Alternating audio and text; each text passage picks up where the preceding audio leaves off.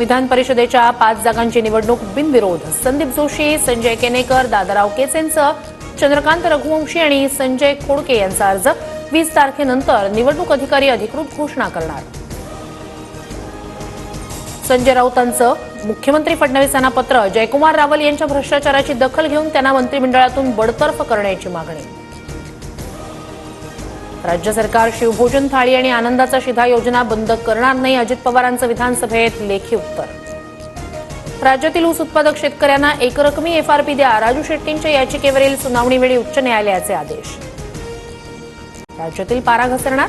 दक्षिण कोकणातील सिंधुदुर्ग आणि रत्नागिरीत उष्ण आणि दमट हवेची शक्यता, तर विदर्भातील काही भागात पावसाचा अंदाज. मुंबईतील नव्या इमारतींना टेरेस गार्डन उभारणं बंधनकारक करण्यात येणार. तापमान वाढ आणि प्रदूषण कमी करण्यासाठी निर्णय.